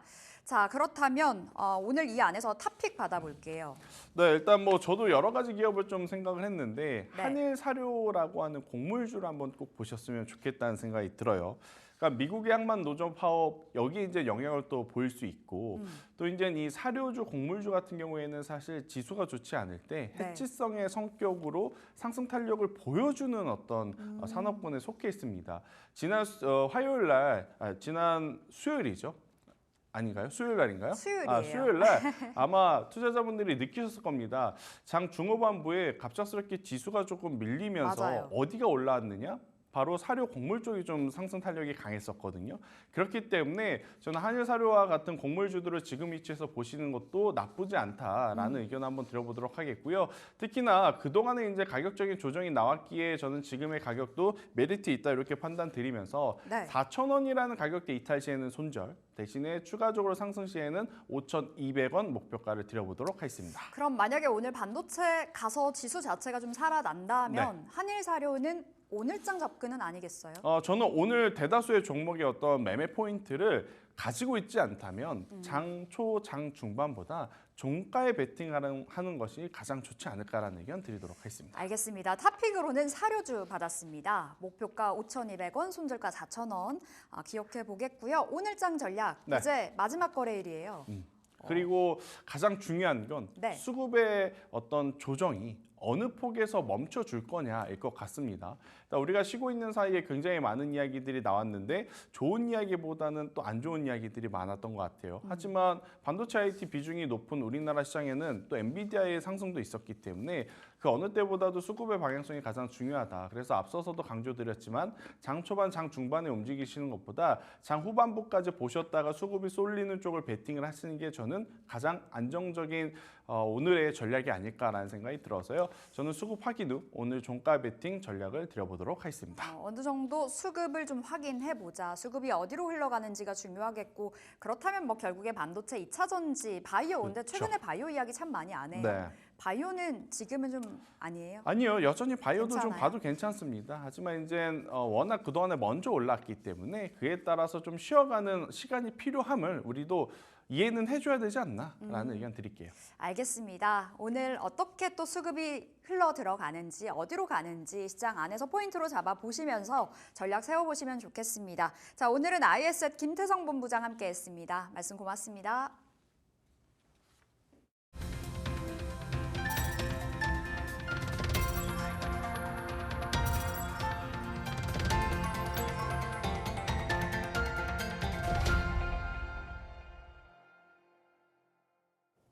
네, 오늘장 종목 3픽으로 이어가겠습니다. 오늘은 금요일이고요. 금요일에 함께하는 헤르메스스타 김시은 팀장 연결돼 있습니다. 팀장님 안녕하세요. 네, 안녕하세요. 네, 반갑습니다. 자, 오늘은 시장의 분위기가 좀 어수선한 가운데 또 엔비디아가 반등하면서 반도체에 대한 기대감도 높아지고 있다고 하는데요. 어떤 부분에 조금 더 포커스를 맞추셨을지, 어떤 종목 픽해 오셨을까요? 네, 저는 태웅로직스를 가지고 왔습니다. 태웅로직스, 최근에 해상운임 관련해서 해운노조 파업과 관련해서 관련된 종목들이 운송 종목들이 좀 많이 긍정적으로 분위기를 가져가고 있던데 어떤 배경인지 조금 더 설명을 해주실 수 있을까요? 일단 국내 1위 3자 물류 기업이라 보시면 좋을 것 같고 그거에 따라서 해상운임이라든지 혹은 물류 관련 기업이라 보시면 좋을 것 같아요. 두 가지에 대한 포인트가 있는데 첫 번째 같은 경우에는 오늘 시작할 때 지정학적 리스크 관련 종목군들 같은 경우는 우리가 좀 더 지켜볼 필요가 있지 않을까라는 의견을 드리겠는데 지정학적 리스크에는 뭐 굉장히 다양한 산업군들이 있습니다. 뭐 원유라든지 해운이라든지 혹은 방산, 뭐 작은 기업들 스페코라든지 이런 종목군들이 포함이 되어 있는데 지금 간밤에 WTI 유가가 5% 정도 급등을 했어요. 그런데 제 기억 속에 5% 정도 급등을 한 게 굉장히 오랜만이다 할 정도로 크게 움직였고요. 지난 지정학적 리스크가 있을 때마다 유가가 움직여봤자 한 1%대, 2%대 정도로만 움직였기 때문에 그동안 전면전이 확대되지 않는다라는 인식이 강했는데 지금 5% 정도면은 그만큼 현재 시장에서 중동 확전에 대한 우려가 상당히 강하게 나온다라고 인지를 해보시면 좋을 것 같아요. 어제 미국 시장에서도 보면은 장 초반에 엔비디아가 굉장히 강했습니다. 그런데 중동 쪽에서 전쟁 확전에 대한 우려들, 특히 이스라엘이 좀 다시 한번 이란의 원유 생산 기지를 공격할 수도 있다. 이제 검토를 하겠다라는 내용들이 나오면서 그때부터 시장이 약간씩 흔들리기 시작을 했고요. 그리고 자고 일어나 보니까 유가가 굉장히 많이 급등을 해 있어서 현재 그만큼 우려가 강하다라고 보시면 좋을 것 같아요. 그래서 장 초반에 접근을 하기에는 지정학적 리스크가 조금 더 낫지 않을까라는 생각을 가지고 있고요. 물론 여기서 확전이 어느 정도로 되느냐 이 내용들 같은 경우에는 4일에 유대교 명절이 끝나는 대로 보복 수위가 결정될 것으로 보여지고 있어요. 그거에 따라서 해당 내용이 좀 힘을 잃을 수도 있고 힘을 얻어갈 수도 있긴 하나 그럼에도 불구하고 오늘 시장에서는 이런 내용이 증시에 반영될 것으로 보여지고 있어서 계속해서 관심 있게 볼 필요가 있지 않을까. 거기다가 지금 사실 확전 가능성이 거의 없었다라고 생각을 한 게 이란의 상황이 그리 좋지 못하고 그리고 이스라엘 같은 경우에는 좀 미국의 눈치를 보지 않을까? 이런 생각을 했는데 지금 이란 같은 경우에는 일방적인 자제 단계가 끝났다라고 발언을 한 것으로 보여지고 있어서 만약에 이스라엘 쪽에서 보복이 나온다면은 헤즈볼라 해협 쪽에 대한 봉쇄 가능성까지 연결지어 볼 수가 있어서 물류 쪽에 대한 부분까지도 함께 연결지어 볼 수가 있다라는 점들. 그리고 지금 미국 쪽에서 항만 노조 파업이 진행 중에 있는데 지금 제 생각으로는 단기간에 끝나지 않을 것으로 보고 있습니다. 현재 문제가 되고 있는 게 임금에 대한 인상 그리고 터미널 자동화 그러니까 결국 일자리 문제예요. 일자리 문제인데 여기에서 시기를 굉장히 잘 만난 게 미국 대선 앞두고 있어서 정부 측에서도 지금 뭐 업무 복귀해라 강제 명령 내릴 수가 없는 상황이고 지금 시기적으로 10월, 11월, 12월 소비 시즌입니다. 소비 시즌인데 미국 같은 경우는 재고를 많이 안 쌓아두고 있기 때문에 현재 시기적으로도 현재 뭐 일자리라든지 이런 자신의 뜻을 조금 더 퍼뜨리기 위해선 시기가 굉장히 잘 만났다라고 보시면 좋을 것 같아서 현재 단기간에 끝나지 않을 것으로 보고 있고 이 파업에 대한 여파가 보통 일주일 정도 파업하는데 밀린 물량 소화하려면 1개월 정도가 소요된다 해요. 그만큼 파장이 굉장히 크다라는 점을 감안했을 때 현재 해운 관련 종목군들 같은 경우는 우리가 계속 관심 있게 볼 필요가 있지 않을까. 태용로직스 차트를 한번 보면은 물론 굉장히 무섭습니다만 그럼에도 불구하고 수급이 전거래일에 들어왔기 때문에 현재 좀 추가로 움직일 수 있는 기업이 태용로직스가 되지 않을까라는 의견도 드려보도록 할게요. 좋습니다. 이슈의 어떤 무게를 가늠하는데 변동성 지수, 지표 이런 것만한 게 없죠. 역시 국제유가가 5% 급등한 것 자체만으로 지금 시장에서 전쟁 이슈를 조금 더 유심히 보고 있다는 뜻이고요. 그리고 말씀해 주신 것처럼 파업 이슈가 계속 지속되고 있는데 일주일 파업했을 때 지원 물량을 소화하는데 1개월이나 걸리는군요. 일단은 거의 일주일이 다 지나가고 있기 때문에 당분간 이 이슈가 좀 지속될 가능성이 높다는 판단이셨던 것 같습니다. 자, 그러면 태용로직스 말씀하신 대로 최근에 급등락이 반복되고 있어서 조금 두려운 분들도 있으실 것 같은데 가격 전략 어떻게 대응하면 좋을까요? 네, 시초가에 접근을 해보시면 좋을 것 같고요. 그리고 전거래일 세론 물량 나오면서 윗골이 굉장히 길게 달리고 음봉 전환으로 하긴 했으나 장 후반에 밀림이 나왔을 때 프로그램에 대한 매수세가 다 잡아먹었습니다. 그만큼 현재 이 이슈를 단기간에 끝나지 않겠다라고 보시면 좋을 것 같아서 목표가 같은 경우에는 전일 움직였던 부근인 4,100원 라인대 정도 제시하도록 하겠고요. 그리고 손절가는 3,500원 라인대 정도 제시를 할 텐데 이 라인대가 5일선 부근이라고 보시면 좋을 것 같아요. 5일선 부근인데다가 두 거래일 전에 움직였던 큰 양봉의 약 절반 정도 해당되는 라인대이다 보니까 이 라인대가 훼손이 되었을 때 그때는 약간 좀 비중 조절하실 필요가 있지 않을까라는 의견 드려보도록 하겠습니다. 좋습니다. 목표가 4,100원, 손절가 3,500원 말씀해 주신 대로 비중 조절을 항상 좀 하실 준비도 계속 하고 있어야 하는 그런 종목이라고 보여집니다. 태웅로직스 김시은 팀장과 함께했습니다. 팀장님 고맙습니다. 네, 감사합니다. 네, 오늘 이어서 앵커의 픽으로 넘어가 볼 텐데요. 확실히 오늘은 유가냐 반도체냐 둘 중 하나인 것 같아요. 그런데 김신 팀장이 유가를 조금 더 주목했다면 저는 반도체 쪽으로 한번 찾아봤습니다. 저의 픽은 워트라는 종목이고요. 이 종목이 반도체 항운수 장비 기술을 기반으로 칠러를 개발해서 시장에서 또 이슈가 되고 있는 종목 중에 하나입니다. 다들 아시는 것처럼 엔비디아가 액체 냉각, 액침 냉각과 액체 냉각 조금 좀 다르다고 하더라고요. 그래서 데이터 센터양 액체 냉각 쪽으로 계속 얘기를 하고 있죠. 그런데 이번에 젠슨왕 CEO가 굉장히 강력한 발언을 하나 내놨습니다. 블랙웰 칩에 대해서 수요가 인세인, 정말 미친 듯이 밀어닥치고 있다라고 얘기를 하니까 이거 뭐 우리가 수치화돼서 확인할 수 있는 부분은 아직은 없습니다만 그래도 이제 양산을 한다고 하잖아요. 이 부분만 해소가 된다면 분기 초에 특히 10월 월 초에 이렇게 반도체가 올라가는 건 약간의 또 의미를 부여할 수도 있지 않을까라는 관점에서 관련된 종목들 중에 뭐 GST, 한중, NCS, 그리고 워트 이런 종목들 많습니다만 조금 더 내려와 있는 워트를 한번 픽을 해봤습니다. 여러분들 참고하시면 좋을 것 같고요. 자, 이어서 AI의 픽으로 한번 넘어가 보도록 하겠습니다. 이럴 때 AI는 유가를 고를까요? 반도체를 고를까요? 굉장히 좀 궁금해지는데 한번 그 두 가지를 질문해 보도록 할게요. 간밤에 뉴욕 증시가 하락했는데 국제 유가 WTI가 5% 넘게 급등한 배경이 컸어. 그런데 엔비디아는 3% 넘게 상승했거든. 이럴 때 코스피에서 어떤 종목 사보는 게 좋을지 한 종목만 추천해줘.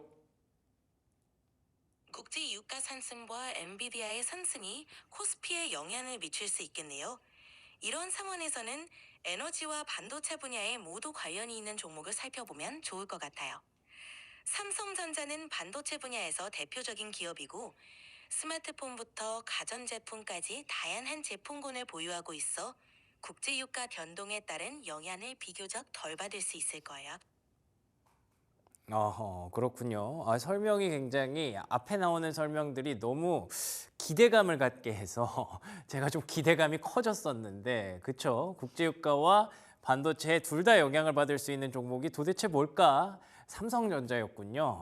좋습니다. 뭐 AI가 그렇다면 그런 거죠. 자, 오늘의 3픽 태웅로직스, 워트, 삼성전자가 장중에 5만 전자를 보고 말았는데 이제 그 정도면 좀 살만한 가격대에 오지 않았나라는 AI의 판단이었던 것 같습니다.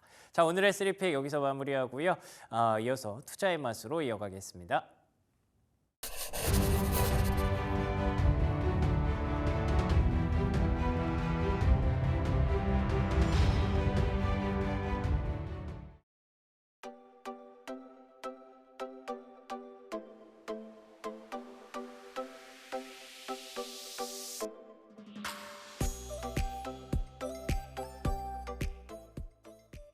네, 조성우의 투자의 맛으로 함께하겠습니다. SK증권 영업부 PIB센터 조성우 부장 나오셨습니다. 어서 오세요. 네, 안녕하세요. 네, 부장님 오늘 금요일인데 안 믿겨요. 예, 퐁당퐁당 하다 보니까 맞아요. 오늘이 월요일인지 금요일인지 감이 안 잡히는데 네. 그렇습니다.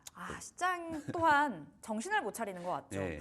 수요일에 시장이 또 한 번의 골깊은 하락이 나타났었는데 네. 중동발 리스크가 제대로 커졌고 우리가 쉬는 동안에 더 격화가 된 것 같아서 오늘 좀 걱정이기도 하고요. 네. 지난 수요일의 장 어떻게 보셨어요? 그러니까 요즘 시장을 보면은 사실 장 초반에 이렇게 좀 시장의 방향이 그것이 위든 아래이든 간에 이 방향이 좀 잡히면은 그냥 그런 기조로 또 이제 이렇게 하루 종일 좀 이렇게 흘러가면 괜찮은데 요즘에 장중의 변동성, 특히 오후에 좀 시황 변동이 좀 자주 일어나는 이런 상황이다 보니까 우리 시청자 여러분들도 장 막판까지 좀 시장을 계속 좀 이제 쳐다볼 수밖에 없는 좀 그런 장이 전개되고 있는데요.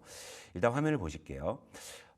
지난 거래일 일단은 뭐 하락 출발 어느 정도 우리가 다 이제 예상을 했었죠. 하지만 또 장 중반까지는요, 또 의외로 또 힘을 내줬습니다. 뭐 코스닥 같은 경우에는 장중에 상승 반전을 하기도 했고 코스피도 상승 반전 시도까지 할 정도로 상당히 낙폭을 좀 줄여 나갔는데. 또 오후장 들어서 이제 다시금 또 이제 낙폭을 키우는 이런 모습이었어요. 다만 코스피 같은 경우에는 장 초반에 저점 부근까지 다시 밀려서 끝났다면 그래도 코스닥 같은 경우에는 어느 정도 그래도 이 낙폭을 축소한 부분을 좀 지켜내고 끝나는 그런 모습을 좀 보였습니다. 아무래도 시장 불확실성이 커지다 보니까 좀 개별 업종이나 좀 종목에 좀 수급이 유입되는 그런 효과들이 상대적으로 중소형주 쪽에 좀 반영이 됐다라고 볼 수 있는 것이고, 뭐 반바지 쪽을 보더라도 이제 뭐 반도체나 바이오 쪽에 좀 조정폭이 좀 나오다 보니까 아무래도 이제 지수에 좀 하방 압력이 있는 상황. 그렇지만 2차 전지는 시장과 상관없이 요즘에 굉장히 좀 견조한 모습을 좀 보여주고 있다라는 점도 역시 이것도 이제 수급적인 요인에서 좀 찾아볼 수 있을 것 같습니다. 물론 뭐 간밤에 테슬라가 이제 뭐 인도량의 부진이나 이런 부분으로 하락을 하면서 2차 전지 쪽이 오늘은 조금 그런 영향을 좀 받을 수는 있겠습니다만 현재 시총상위 대형주군에서는 2차 전지 쪽의 수급이 가장 강하다고 볼 수 있고요. 네. 또 양시장을 놓고 보게 되면 중소형주 쪽이 좀 많이 포진한 코스닥 쪽의 수급이 상대적으로 강하다 이렇게 볼 수 있고요. 전체적으로 뭐 이제 중록 리스크 확대라는 요 이제 제목은 최근 시장에 좀 걸려 있는 상황이기 때문에 여러분들도 뭐 잘 알고 계실 거고요. 다만 이제 수급이 조금 다시금 꼬여가는 모습이에요. 9월 막판 들어서 좀 사주던 외국인들이 다시금 좀 이제 요즘에 매도로 좀 돌변을 했는데 코스피를 3천억 정도 좀 매도를 했단 말이죠. 다만 이제 기관이 좀 더 많이 팔아요. 그러니까 이런 부분 때문에 좀 수급 불균형이 좀 초래된 측면들이 있지 않나. 이래서 좀 장후에 좀 변동성이 커지면서 다시금 좀 힘을 못 쓴 하루가 아니었나 이렇게 정리해 볼 수 있겠습니다. 네, 수요일장 복귀 들어가 봤는데 오늘은 반도체부터 이야기 나눠보겠습니다. 반도체에만 초점을 맞춘다면 지난 수요일에 삼성전자가 5만 전자까지 내려가는 모습, 물론 6만 원 지키면서 마무리가 되긴 했습니다만 사실 너무나 충격적이었었죠. 이 흐름에 놀랐었고 SK하이닉스도 3%의 하락으로 마무리가 됐는데 오늘은 좀 기대해 볼 수 있을 것도 같아요. 어떻게 보세요? 그러니까 기본적으로 삼성전자 되게 시끄럽잖아요. 특히 안 좋은 얘기들 많이 나오고 맞아요. 뭐 목표 주가 하향 얘기 나오고 또 이제 뭐 여기저기서 뭐 또 HMM3부터 해가지고 뭐 이제 기술력 자체가 지금 뭐 추월당한 뭐 이런 얘기들이 뭐 굉장히 뭐 많아가지고 그러다 보니까 이제 시장에서 이제 그 계속 이제 삼성전자에 대해서 안 좋은 이야기가 계속 나오다 보니까 이제 주가에도 아무래도 좀 부담을 줄 수밖에 없는 그런 구간인데 일단 화면을 좀 보실게요. 그러니까 지난 수요일에도 삼성전자 이슈가 있었잖아요. 맥쿼리에서 목표 주가를 6만 4천원으로 또 하향 조정을 해버렸죠.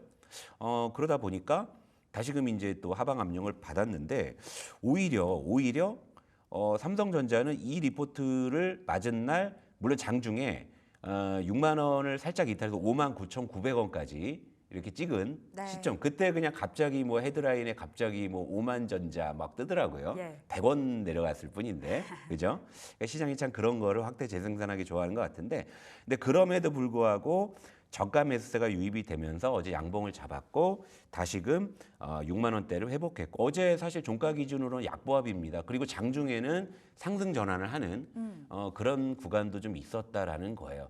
그러니까 추석 연휴 직후에 그 SK하이닉스의 그 충격적인 목표 주가 하향 리포트도 있었고 최근에 삼성전자의 어떤 목표 주가 하향 리포트도 있었는데 근데 의외로 그런 리포트가 있은 직후에 보면은 이 두 종목들은 굉장한 하반 경직성을 그때 보여줬다라는 거고 네. 또 이제 그 이후에 하이닉스는 또 제법 또 반등 강도가 세게 좀 나왔던 부분들을 시장에서 아마 기억을 하는 것 같습니다. 그러다 보니까 삼성전자에도 어제 저가 매수세가 좀 강하게 유입이 됐고 SK하이닉스도 어제 좀 동주화되는 흐름이었지만 장중에 잠깐 상승 반전하기도 했었고 전체적으로 좀 낙폭을 줄이려는 그런 시도가 좀 나왔다라고 본다면 그러니까 이런 표현이 있잖아요. 두들길수록 좀 강해지는 구간이 아닌가라는 생각은 좀 많이 들어요. 여기서 뭐 더 밀릴 게 뭐 있을까? 특히 삼성전자 같은 경우에는 그동안 오른 게 없는 상황에서 계속 매를 맞고 있는 상황이기 때문에 뭐 여기서 진짜 정말 더 내려갈 게 있을까? 뭐 5만 전자를 보더라도 네. 뭐 끼케야 뭐 5만 8, 9천 원 아닐까? 사실 이런 어떤 생각들을 하고 있는 그런 수급들은 분명히 어제 좀 저가 매수에 나서지 않았나 볼 수 있는 것이고요. SK하이닉스는 단기적으로 삼성전자 대비해서 반등 강도가 좀 강했던 측면이 있기 때문에 그런 부분에 대한 일종의 뭐 좀 조정 부분 뭐 이렇게 좀 해석하시면 좋지 않을까 보는데요. 그러니까 반도체는 현재 구간은 이제 SK하이닉스도 과거에 비해서는 주가가 많이 조정을 받았기 때문에 전체적으로 좀 맛이 좀 순해진 구간인 것은 좀 분명하거든요. 물론 네. 그 중에서도 아직은 조금 이렇게 좀 매운 기가 남아 있는 SK하이닉스, 그 매운 맛은 뭐 원체 없었던 상황에서 쭉 빠져버린 삼성전자 이렇게 놓고 볼 수가 있는데 다만 주가는 좋은데 지금 사면 또 빠질 것 같다라는 그런 불안 심리가 저도 있을 것이고 시청자 여러분들도 있을 것이잖아요. 예. 근데 그런 부분만 우리가 슬그럽게 극복한다면은 반도체는 참 가격적으로 좋은 구간이라는 것은 뭐 분명한 것 같습니다. 최근에 이제 조정이 원책 길고 깊었다 보니까 네. 이만하면 오를 때 됐지 하고 들어가는 개인들이 참 많은 것 같은데 반도체 체크하는 게 너무 어려운 것 같아요. 뭐 네. 올라갈 법해도 안 올라가는 게 반도체인 것 같고 그렇다면 이제 다음 주 삼성전자 3분기 잠정 실적 발표도 앞두고 있는 상황이잖아요. 그럼 오늘 뭐 HBM 관련해서 또 호재성 이슈도 있었다 보니 네. 어느 정도 반등 나올까요? 일단 삼성전자의 이제 잠정 실적이 다음 주에 나오는 이 표를 한번 보실게요. 그러니까 저는 물론 이제 뭐 해학적인 표현이지만 뭐 가장 쓸데없는 걱정이 뭐 삼성전자 걱정이다. 뭐 네. 이런 얘기들이 있잖아요.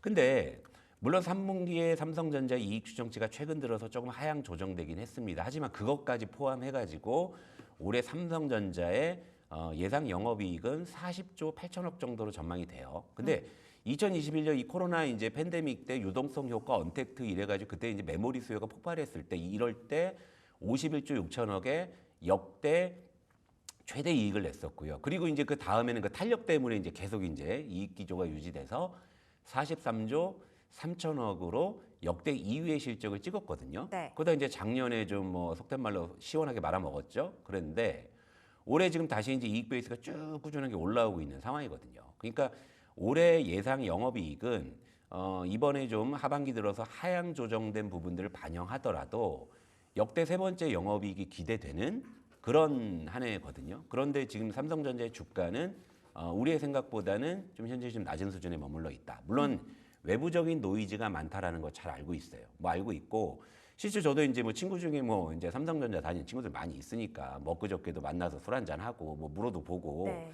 근데 확실히 좀 이제 내부에서 물론 내부에서도 뭐 요즘에 뭐 회사가 좀 이래저래 좀 더 이제 나가려고 노력을 많이 하고 있다 뭐 이런 얘기를 하고 있습니다만 좀 밖에서 이렇게 하는 거보다 그 정도는 아닌데라는 사실 그런 반응들인 물론 이제 뭐 10만 명이 넘는 뭐 수많은 직원 중에서 뭐 일부 직원의 뭐 이야기가 뭐 전체적으로 통용되기 좀 어려울 수 있겠습니다만 좀 외부와 내부의 좀 시각의 온도차는 분명히 있다라는 것이고요. 그리고 사실 삼성전자는 이제 우리 코스피를 상징하는 종목인데 저는 뭐 이런 경험적으로 제가 뭐 주식을 한 지 한 25년 넘었으니까 그런데 그 기간 동안에 물론 숱한 히트 종목이 나오고 스타 종목이 나오고 해가 뜨고 지고 했습니다만 지금 코스피 역사상 장기 투자가 제대로 먹히고 있는 종목이 현재 삼성전자가 유일하거든요. 그러니까 예를 들면 자녀에게 물려줄 주식, 전 사실 그게 없다고 봐요. 그냥 시장을 물려주는 것은 괜찮다고 보는데 근데 주식을 자녀에게 물려준다고 했을 때 사실 우리 시장에서는 딱히 눈에 띄는 종목이 없기는 해요.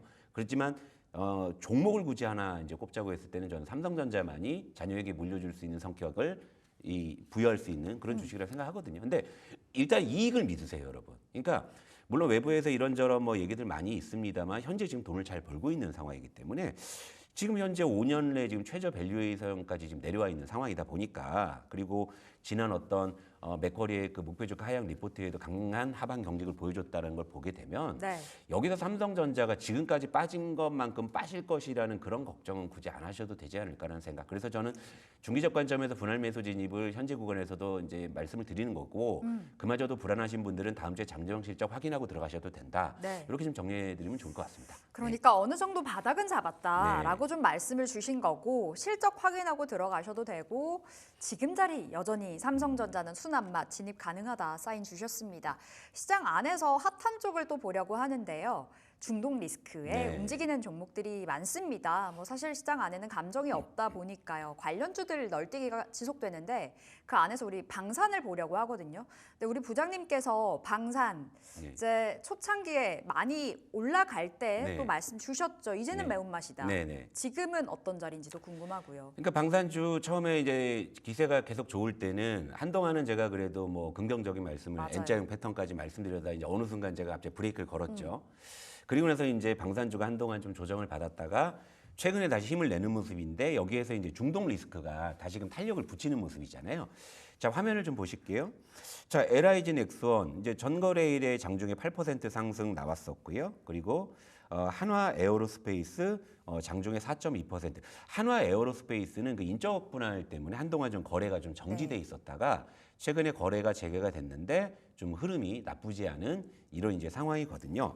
뭐 아시다시피 뭐 방산주 중동 리스크 지금 확대 재생산 계속 되고 있는 상황이다 보니까 그리고 이제 그 어떤 중동 리스크로 뭐 여러 테마들이 움직이기는 한데 그 중에서 이제 시가총액 비중이 가장 크다 보니까 아무래도 메이저 수급들은 이쪽에 좀 집중할 가능성이 있잖아요. 그런 부분에서 이제 최근에 흐름들이 좋다 보니까 오늘도 여러분들 지금 방산주 쪽 한번 해볼까라고 관심 가지시는 분들도 분명히 좀 계실 거고 그런데 일단은 좀 현재 구간에서도 전 여전히 좀 매운맛이라는 좀 말씀을 좀 드리고 싶고 그리고 또 지금 구간에서 이제 매운맛을 유지하는 또 이유는 뭐냐면 또 이제 실적에 대한 좀 확인이 좀 필요한 좀 때가 아닌가. 단순히 중동 리스크 하나만 가지고 좀 환호해서 그렇게 좀 접근하기에는 지금 좀 실적이라는 부분들을 우리가 좀 챙겨봐야 되지 않나 이렇게 네. 좀 생각을 하고 있습니다. 방산주 그럼 지금 자리는 매운맛으로 좀 봐야 되는 거예요? 일단은 요 화면을 좀 보실게요. 일단 주요 방산주의 3분기 영업이익 전망을 좀 봤는데요. 이 기조가 이제 좋다면 또 모르겠습니다만 약간 좀 물음표가 있어요. 그러니까 지금 전년 대비해서는 뭐 일단 이 이익이 좋아지는 부분들은 분명하지만 이제 전분기 대비해서 지금 음식료도 그랬고요.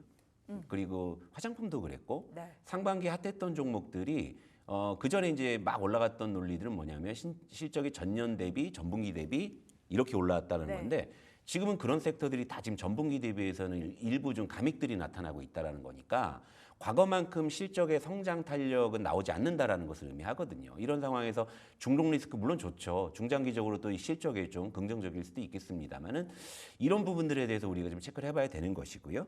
그리고 이들 종목들이 일단 9월에 꽤 선전을 했다라는 것이죠.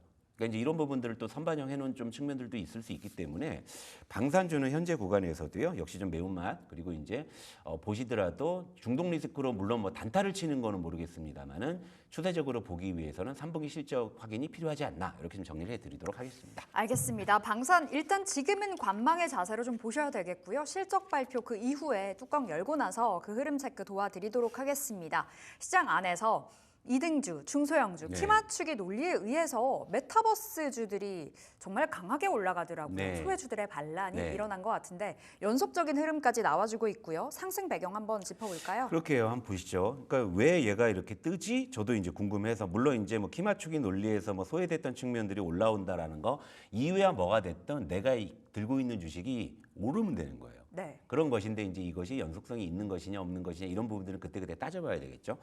자, 화면 보실게요. 뭐 맥스트란 종목 최근에 굉장히 많이 올랐어요. 3일 동안 무려 72% 급등을 했고요.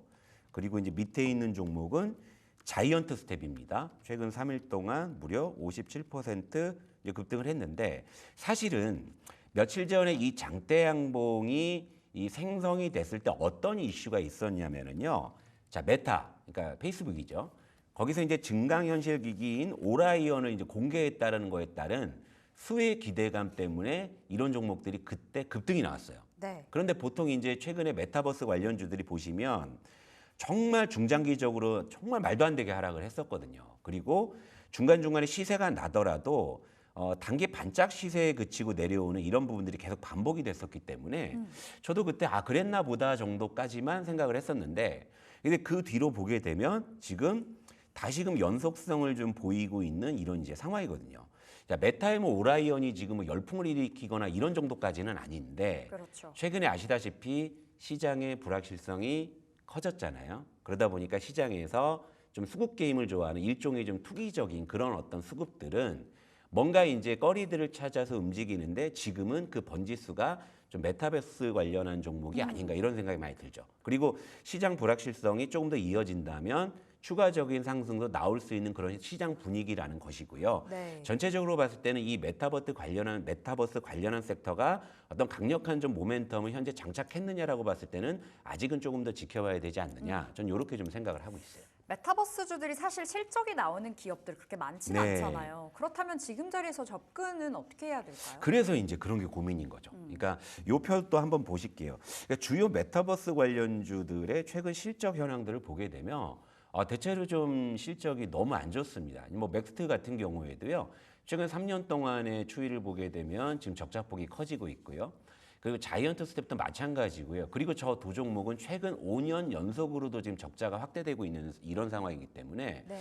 보통 이제 여러분 뭐 이제 한 해 이제 결산이 끝나게 되면은 감사보고서 시즌 뭐 이런 거 있잖아요. 이랬을 때 저 친구들은 좀 걱정이 되는 수준까지 지금 실적이 많이 악화되어 있는 그런 상황이거든요. 그런데 저 아래 이제 뉴프렉스라는 종목도 최근에 같은 테마로 움직이기는 하는데 이 종목은 그래도 좀 이익이 좀 어느 정도 나오는 그런 기조라는 거예요. 그러니까 이걸 토대로 봤을 때는요. 단순히 단기 수익률만 가지고 뭐 맥스트나 자이언트 스텝을 좀 접근하시는 것보다 이 종목은 이제 뉴프렉스 차트입니다. 뉴프렉스는 그래도 이제 이익이 어느 정도 좀 이제 받쳐주기 때문에 그러니까 물론 이런 섹터들은 어디까지나 매매를 잘 하시는 분들이 접근하셔야 되는 섹터인 건 분명한데 요즘에 시장이 원체 좀 할 게 없어지잖아요. 오늘도 분명히 뭐 에너지나 중동 리스크 관련주 아니면 일부 테마일 텐데 그럼 이쪽에도 관심 가지시는 분들 계실 거 아니에요. 그러면 내가 매매가 익숙하지 않은데 이런 걸 해보고 싶다면 기약이 있는 종목을 해야 될 거 아니에요. 네. 실적이 안 나오는 종목은 기약을 하기가 쉽지 않잖아요. 근데 이렇게 그래도 이익이 꾸준히 나오는 종목들은 그래도 기약을 할 수가 있는 부분이기 때문에 매매를 잘하시는 분이나 익숙치 않으시는 분들이나 굳이 하신다면 뉴프렉스 정도만이 현재로서는 그래도 관심 가져볼 만한 종목이 아닌가 이렇게 정리해 드릴게요. 네. 알겠습니다. 실적이 찍히는 어느 정도 실체가 보여지는 기업 뉴프렉스 좀 말씀 주셨고요. 자, 오늘 장 짧게 전략 세워볼까요? 중동 리스크는 계속 반영이 될 거니까 그들 테마 움직일 거고요. 이제 엔비디아 관련해서 이제 뭐 블랙엘이 뭐 수요가 뭐 미쳤다라고 표현하는데 요즘은 뭐 다 그러니까. 근데 뭐 하여튼 뭐 그런 부분 때문에 엔비디아가 올라서 네. 그런 쪽은 좀 지역적으로 반영될 가능성이 있고 테슬라 급락 때문에 그런 거 반영될 수 있는데 전체적으로 환율이 다시 1330원까지 올라왔거든요. 그러니까 지수 전체적으로 봤을 때는 여전히 뭐 크게 기대할 수 있는 시장은 아니다라는 점 말씀드리고 물러가도록 하겠습니다. 알겠습니다. 이렇게 투자의 맛 여기서 마무리 지어보도록 하겠습니다. 오늘 말씀 고맙습니다. 자, 출발 딜사이트 1부 여기서 마칩니다. 이어지는 2부에서도 여러분과 함께 시장 고민 들여다볼게요. 시장 안에 걱정거리들이 참 많아지는 이 시점에서 어떻게 전략을 세워봐야 될지 이야기 나눠보겠습니다. 자, 딜사이트 2부에서 만나 뵙겠습니다. 말씀 고맙습니다.